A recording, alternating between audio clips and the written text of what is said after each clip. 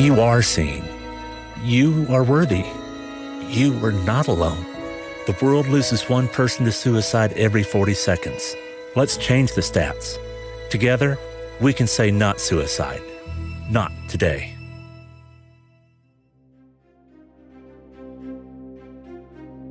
Welcome to True Crime, Authors and Extraordinary People, the podcast where we bring two passions together. The show that gives new meaning to the old adage, truth is stranger than fiction, and reminding you that there is an extraordinary person in all of us.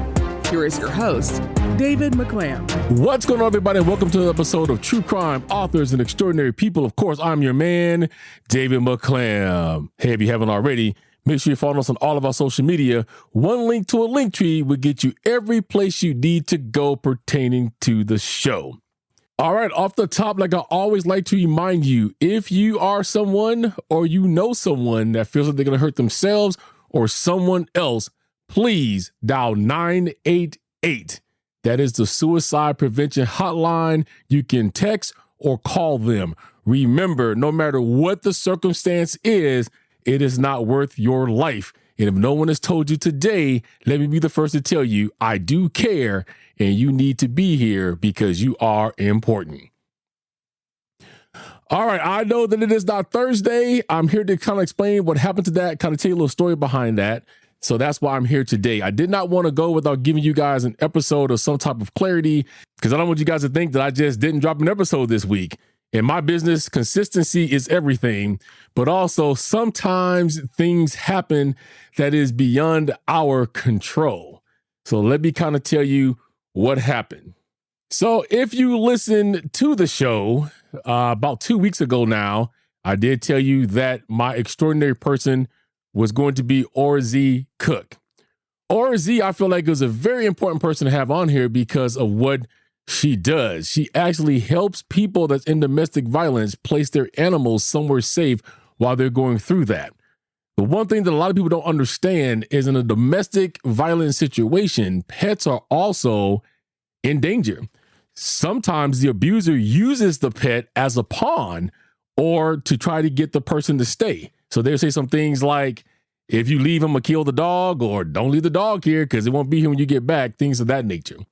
The problem with shelters is they're fit for people, but they always don't take in pets. And usually we have to get rid of our four-legged friends. And if you're like me, I own several animals. My animals are like family to us. So we would want them to have the same care that we would have for ourselves. This is what Orazie does. However, when I went to edit her episode, I found out that half of the file, for whatever reason, it was missing. There was a service I used to use called Riverside that I stopped using because even though they're supposed to be one of the biggest prominent ones out here to do what we do remotely, I had nothing but problems with them for almost 2 years. I signed up for them for a whole year and a half, and I have files now that are messed up. I hadn't switched services. I was in the beginning stages of that when I interviewed Orazie. I'll let you guys in a little bit on a little bit of back production. When you hear a podcast, some of those episodes has been recorded sometimes weeks or months in advance. That's why podcasters are really careful not to give things like dates, times.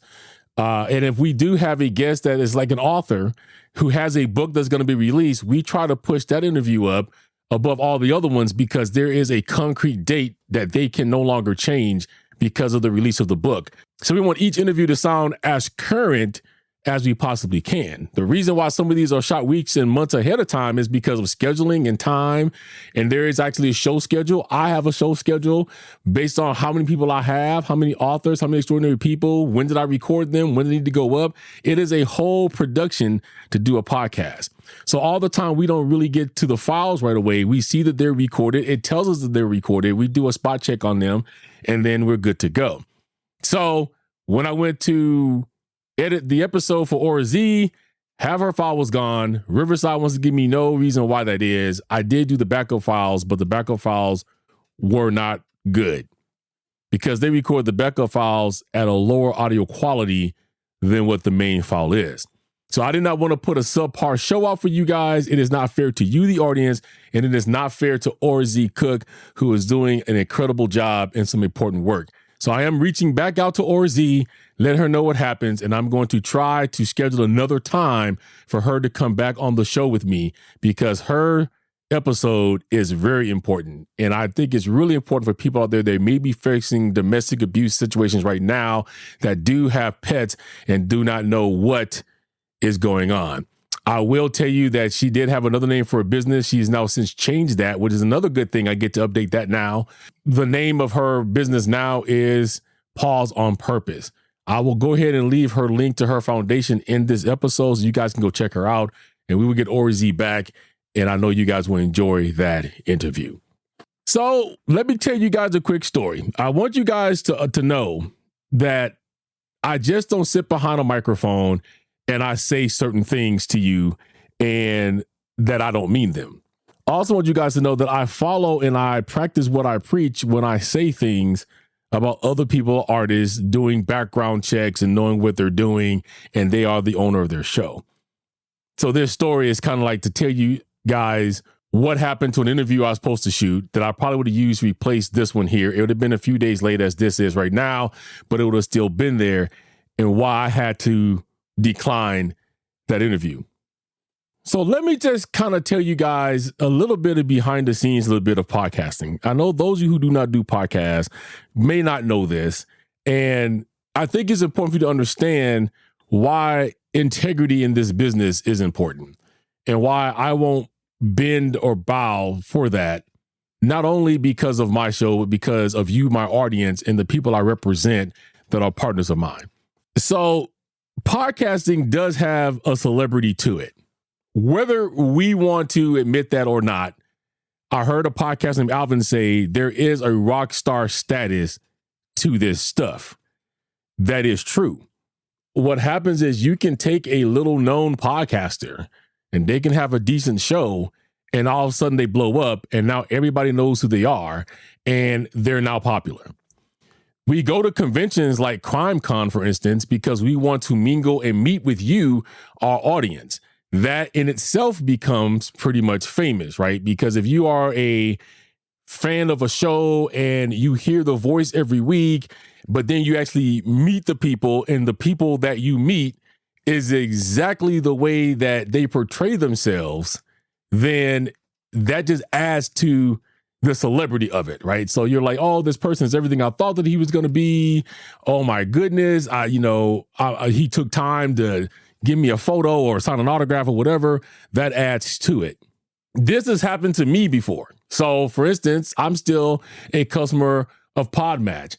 When I met Alex Sanfilippo, I was like a big fan, right? So he was a celebrity to me because he was everything that he said that he was. He really is trying to help podcasters. He's built all these wonderful platforms for us to use. And when I actually met him, I was thoroughly impressed and surprised that everything that I've always seen or heard about Alex Sanfilippo was exactly who he was standing in front of me. So that adds to that celebrity. When you have the trust of the people at this point, they depend on you to do the right thing, whether anyone's looking or not, which leads me to this story. First of all, let me say, I don't consider myself to be a celebrity at all. Anything that I have gotten, I'm blessed to get. You guys listen to this, I'm blessed to have you listening. The interviews I'm getting, I'm blessed.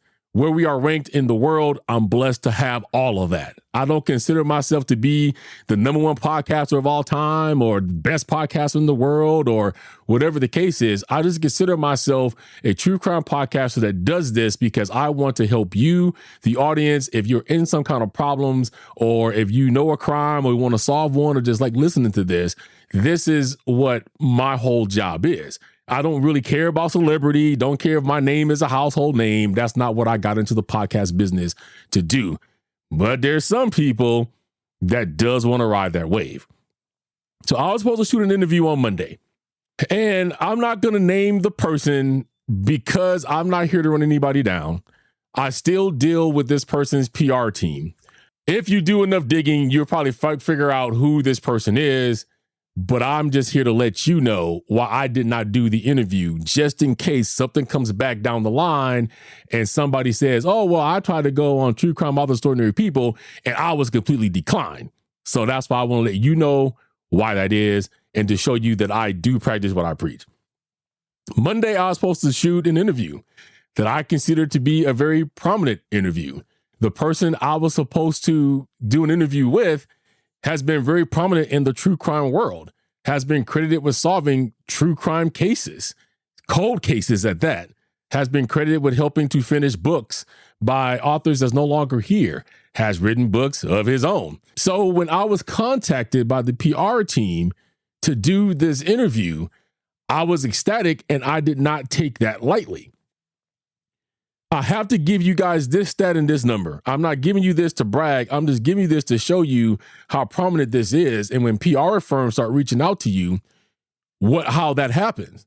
So when a PR firm reaches out to you to bring guests on the show, you are ranked a certain number in the world. Each PR firm has a percentage point of where they will place their clients on your show. Now, I did not figure this out until I interviewed Niyama Ramani, who was an attorney's episode dropped a little while ago. When I told Donna Humphrey, who also is the co-host of Deep Dark Secrets, about Niyama, is because Niyama in his whole entire career of being a prosecutor used to be a trafficking prosecutor. Deep Dark Secrets this season is doing trafficking. So I'm like, hey, let's see if we can get a hold of Niyama. Let me reach out to his PR firm. When I did, they came back and they said, oh, we know Deep Dark Secrets. Yeah, they're top in the world. We're interested in having that. So I just wrote back and said, oh, I'm glad you know who they are. And what do you mean by being top of the world? And they wrote back and said, we don't place our clients on any shows that's not in the top 5% globally. And then he sent me a screenshot of Deep Dark Secrets and the percentage where they are. Being that I produced that show, I could go to the same app, which I did. And sure enough, Deep Dark Secrets at that point, I think was exactly 5% in the world. So I'm like, I'm not top 5% in the world. And why did you put him on my show? And so I go and look at my stats. When I tell you guys, I don't pay attention to numbers. I really don't pay attention to numbers unless something happens that causes me to have to go look at the number. So when he said that to me, I was like, well, let me go check out where we are. And sure enough, at that point, I was 4% in the world. So when you start having PR firms reach out to you, you now know that you have an audience to where they want their client to be heard. So when we get these, we don't take these lightly. Well, the name came up, and when the name was mentioned to me, I knew who it was. And LaDonna actually wrote me and said, hey, I see you're interviewing so-and-so. And I said, yeah, it's going to be on this date. Now, the first interview I had set up with him, I had to cancel because there were some things going on here at home, and we scheduled that, and that was good.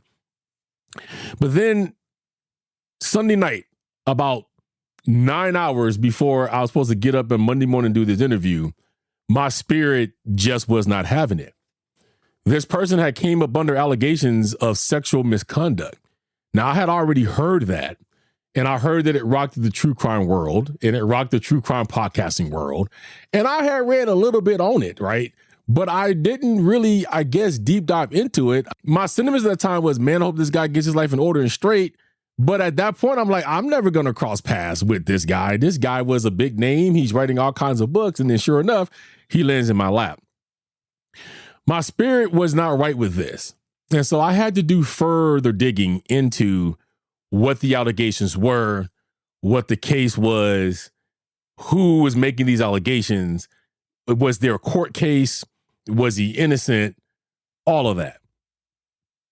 Because it is true that if he's being accused of these things, if there was a court case that he went to and he was found innocent, then he's not being accused of anything, right? He's been accused. The jury said that he's innocent. We have to take that for what that is, and I guess move on at that point, unless there's some more evidence to where we just have to believe the victims in this case. None of that happened. There was no court that I could see. He wasn't up for conviction or not. But I'm like, how far ago was this? And so this was back, I think, in like 2019.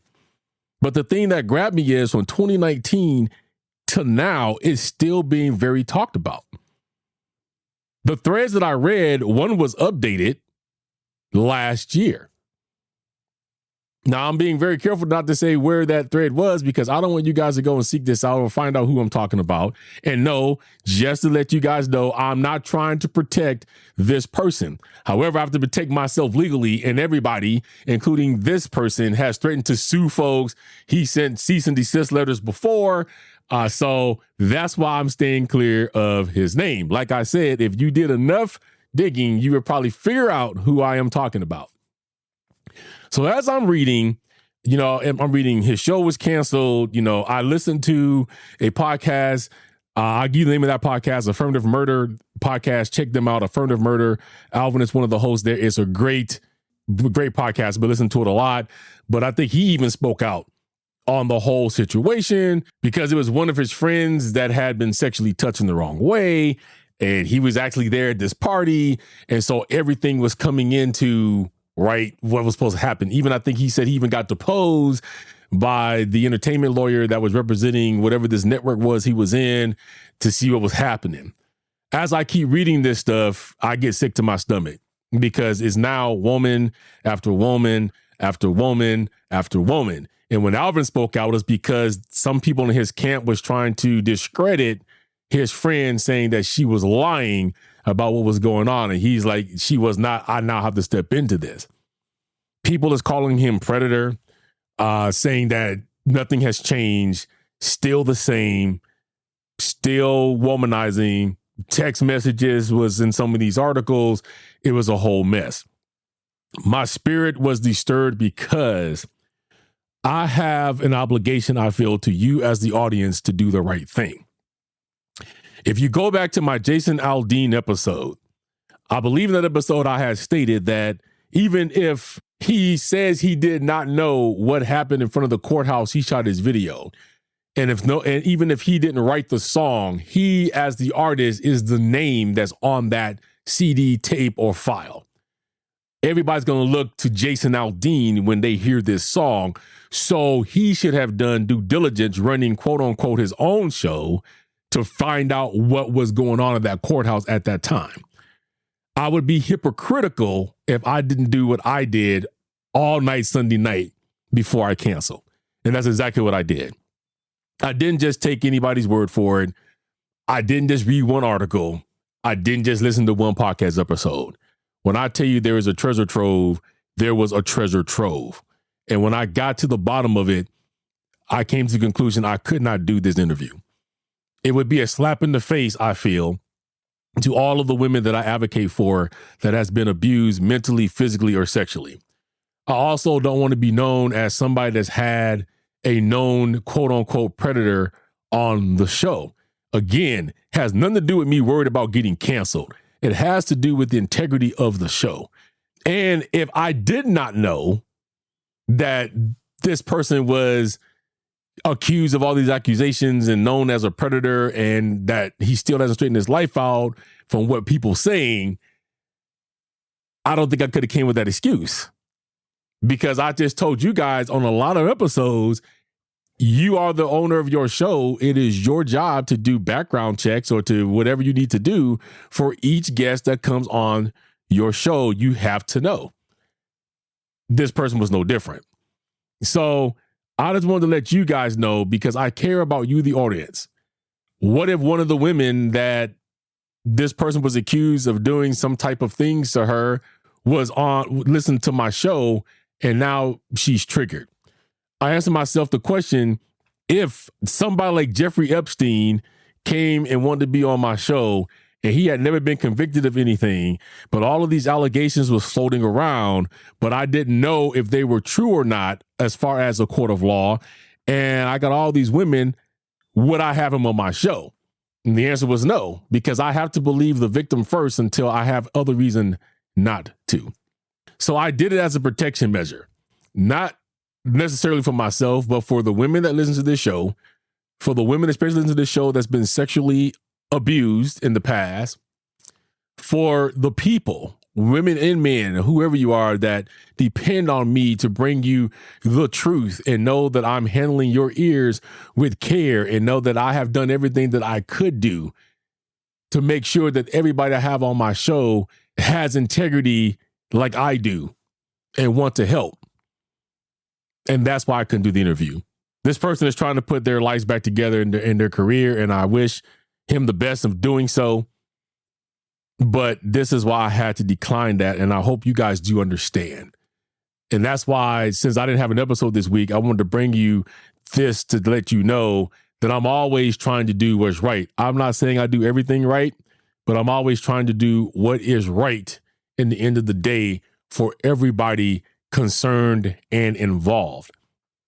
And being that this person was such a big name at one point in time, you know, I'm sure that he's been to some conventions that I'll be at this year and things of that nature. So I just didn't want to offend anybody. And if it bothered me that much in my spirit, then I knew that I had to turn this interview down.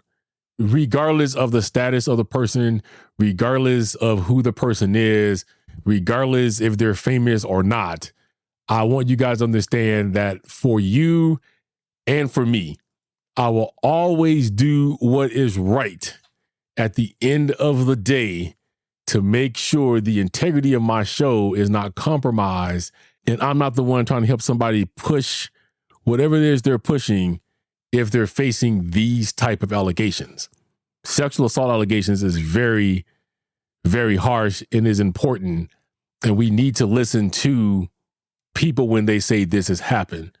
And far too often, people don't want to admit that it's happened, or they want to blow the person off, and people don't want to listen.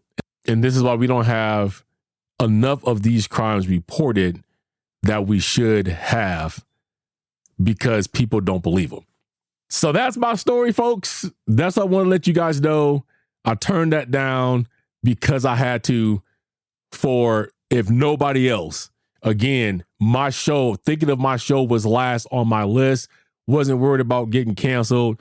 Wasn't worried about losing listeners. That was not what I was considering. I was considering, first and foremost, you, my audience, and second, my partners. I am partnered with LaDonna Humphrey and her co-host Amy and a bunch of other people. I have to think about them too. I represent, as far as I'm concerned, everybody with what I do. So I hope that you guys do understand that. Also, I want to let you guys know that my taglines at the end of the show, they are not taglines I just came up with for the show. These are the exact things I try to live my life by, because I feel like that if you don't have the things I mentioned at the end, man, your life can be hellish. Sometimes people get the big head and they forget where they come from. I never want to be that person. I am grateful to everything that I have. I'm grateful to everybody that listens to this show. I couldn't do this show without you, the audience. And I'm always going to be grateful and thankful for that. All right, so we should be back on pace this Thursday. I know this is dropping to you on Tuesday, January 30th. It's 2 days from now. You had a brand new episode. You do want to tune in for this one. It is True Crime Week. It is a special episode. It is the case. I'll let you guys know that LaDonna Humphrey and I are still digging into and looking. So I'm gonna have a special guest with me on that one. Tune in for that one on Thursday, because you don't want to miss it. All right, thank you for understanding what happened to the episode. I'm reaching back out to Orazie. We need to have her back on the show because what she does is very important. Come back and tune in on Thursday. I have a big one for you. You don't want to miss who this person is. You have to tune in Thursday, listen to the show, and I'll tell you who I'm about to interview at the very end of the show. I guarantee you it is somebody that you probably know and you don't want to miss it. All right, everybody, I hope you guys are being safe out there. Thank you for tuning in. I know you have many options in True Crime and Interview podcasts. I am grateful that for the last 2.5 years now, you have chosen me as one of them. Be safe, be good to yourself and each other, and always remember to always stay humble. An act of kindness can make someone's day. A little love and compassion can go a long way. And remember that there is an extraordinary person in all of us. I'll catch you guys on the next one. Don't forget to rate, comment, and subscribe. Join us on social media. One link to the link tree has it all. Feel free to drop us a line at truecrimeandauthors@gmail.com. Cover art and logo designed by Arslan. Sound mixing and editing by David McClam. Intro script by Sophie Wild and David McClam. Theme music, Legendary, by New Alchemist. Introduction and ending credits by Jackie Voice. See you next time on True Crime, Authors, and Extraordinary People.